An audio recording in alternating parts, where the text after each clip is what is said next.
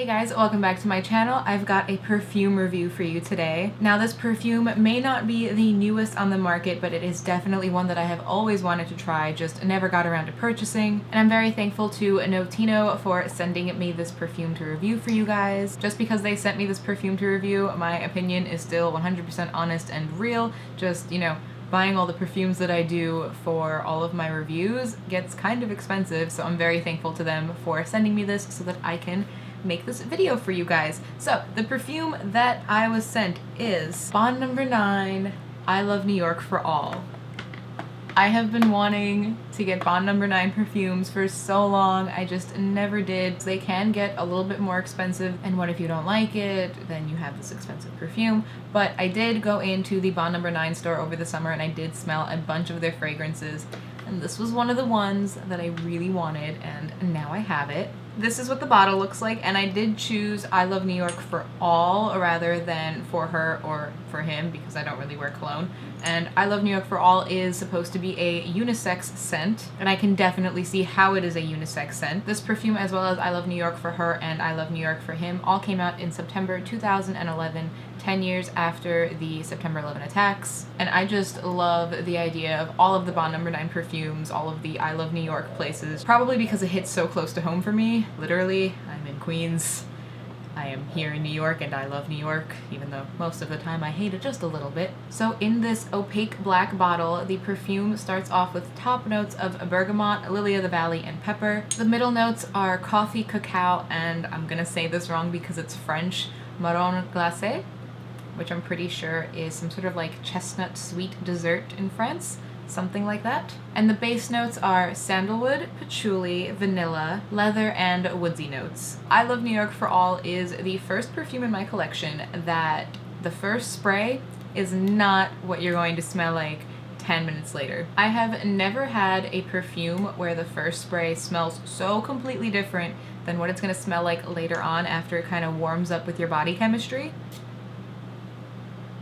Okay. That first spray on me smells like straight up pepper and man and leather with, I guess, some patchouli in there. I was really concerned for the first 5 minutes, like, oh no, I made a terrible mistake. This smells like pepper. But after 10 minutes, this perfume actually goes through top, middle, and bottom notes. I don't think any of my other perfumes really so distinctly go through the top, middle, and bottom. I feel like they just kind of blend. Like maybe the top notes will be kind of strong, and then it just kind of tapers off that one strong note, and then what was already there kind of just becomes the smell kind of softer, you know? Spraying this perfume on is like drinking a cup of coffee in the morning. You're just like, whoa, wake up. Because that pepper really wakes up your senses. It's like, whoa, okay, I'm smelling. What am I smelling? On me, this perfume settles into kind of a bitter cacao mixed with leather and woods with very subtle sandalwood and vanilla to make sure that it stays kind of soft and it's just not too robust. I actually just visited the Hershey factory in Pennsylvania, and the cacao in this reminds me of, we went to the chocolate tasting experience they have there, and they give you straight up cacao beans. They're super bitter and super strong, and this type of chocolatey cacao scent really reminds me of that. Even though that pepper dies down, it does stay throughout just to remind you that this is a very spicy scent, but it's like a warm, spicy, like a warm, smooth, spicy smell. This is definitely a very interesting fragrance. I guarantee if you wear it out, people will ask you, what are you wearing? Because it smells so different. The way that this stays unisex is I do smell kind of like that leather and woodsiness in it, and I'm sure that on other body chemistries, it will be more pronounced. My body pulls vanilla out of anything. It can be a fruity floral, and it'll smell like vanilla on me. Even though this perfume is really strong, it does stay really close to the body, so maybe people on the street won't ask you what you're wearing unless they pass by really closely. If this perfume had a larger sillage, I feel like it would just be a little too much. I think for how strong of a scent it is, I think that wearing close to your body is a really good thing for this fragrance. And as for longevity, it will last you at least 8 hours of wear. I would assume that those 8 hours of wear for most people would be at nighttime in the fall or winter. This fragrance reminds me of something, like when I spray it and I wear it, I get flashbacks to something. but the flashback is blank. This fragrance reminds me of something, I just can't remember what it is that it's reminding me of.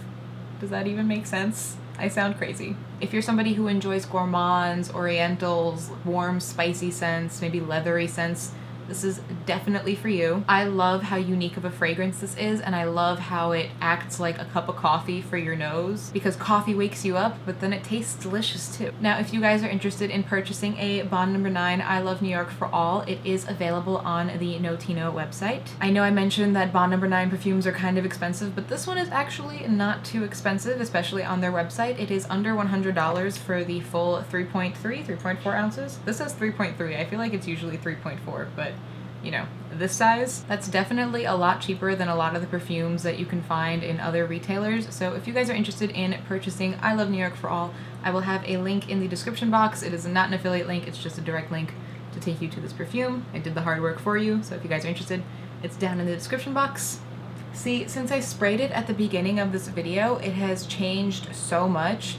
That pepper scent has completely died down, and now I can smell more of the sandalwood, the cacao, and then there's some of that like leather and woodsy notes coming out that make it smell more unisex or masculine, but it also feels really warm and delicious like a cup of coffee, and like then there's that cacao, that's really chocolatey, and I'm not sure about like that candied chestnut, but I'm assuming that's that main smell. I've just never had one of those, and it's a scent that I can't fully pinpoint, but I think that's probably what it is. I love how interesting this fragrance is and how much it transforms over the time that you're wearing it, but I think that's just about everything I have to say about this fragrance. If you guys enjoyed this perfume review, make sure you leave it a nice big thumbs up for me. I have a fun comment for you guys today. If you had to create a scent that would describe the city or the state that you're from, what would you make it smell like?